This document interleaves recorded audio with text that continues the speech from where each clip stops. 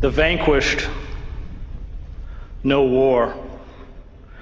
They see through the empty jingoism of those who use the abstract words of glory, honor, and patriotism to mask the cries of the wounded, the senseless killing, war profiteering, and chest-pounding grief. They know the lies the victors often do not acknowledge, the lies covered up in stately war memorials and mythic war narratives filled with stories of courage and comradeship. They know the lies that permeate the thick, self-important memoirs by amoral statesmen who make wars but do not know war.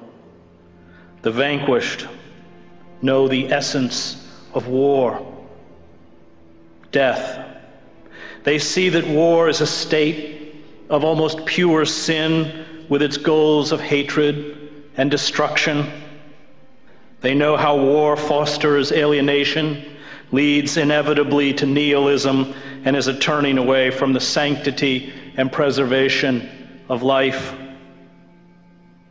All other narratives about war too easily fall prey to the allure and seductiveness of violence, as well as the attraction of the godlike power that comes with the license to kill with impunity. But the words of the vanquished come later, sometimes long after the war, when grown men and women unpack the suffering they endured as children, what it was like to see their mother or father killed or taken away, or what it was like to lose their homes, their community, their security, and be discarded as human refuse. But by then few listen. The truth about war comes out, but usually too late. We are assured by the war makers that these stories have no bearing on the glorious, violent enterprise the nation is about to inaugurate. And lapping up the myth of war and the sense of empowerment, we prefer not to look. The current coverage of the wars in Iraq and Afghanistan does not expose the pathology of war. We see the war from the perspective of the troops who fight the war, or the equally skewed perspective of the foreign reporters holed up in hotels, hemmed in by drivers, translators, and official minders.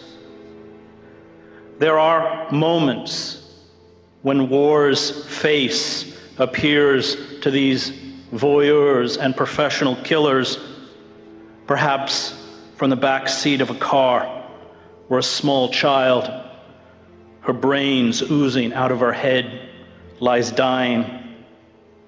But mostly it remains hidden, and all our knowledge of the wars in Iraq and Afghanistan have to be viewed as lacking the sweep and depth that will come one day, perhaps years from now, when a small Iraqi boy or Afghani child reaches adulthood and unfolds for us the sad and tragic story of the invasion and bloody occupation of their countries. War, for now, is presented primarily through the distorted prism of the occupiers.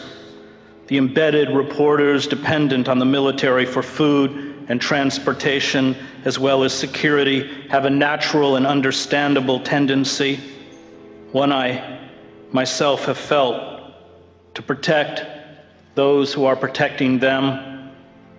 They are not allowed to report outside the unit and are, in effect, captives.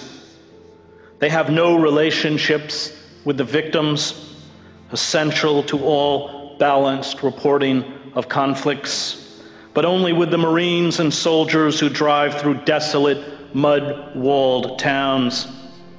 and pumped grenades and machine gun bullets into houses, leaving scores of nameless dead and wounded in their wake. The reporters admire and laud these fighters for their physical courage. They feel protected as well by the jet fighters and heavy artillery and the throaty rattle of machine guns. And the reporting, even among those who struggle to keep some distance, usually descends into a shameful cheerleading. Those who cover war also dine out on the myth about war and the myth about themselves as war correspondents. Yes, they say it is horrible and dirty and ugly, but for many of them it is also glamorous and exciting and empowering. They look out from the windows of Humvees for a few seconds at Iraqi or Afghani families cowering in fear, and only rarely see the effects of the firepower. When they are forced to examine what bullets, grenades, and shells do to human bodies, they turn away in disgust or resort to black humor to dehumanize the corpses. They cannot stay long in any event, since they must leave the depressing scene behind for the next mission.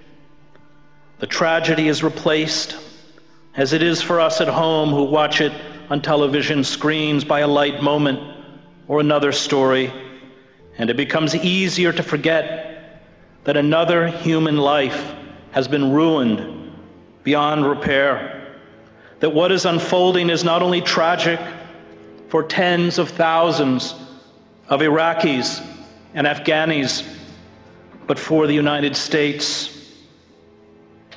And as the war sours, as it no longer fits into the mythical narrative of us as liberators and victors, it fades from view. The very cable news shows that package and sold us the war have largely stopped covering it, trading in the awful carnage of bomb blasts in Baghdad or Kabul for celebrity soap operas.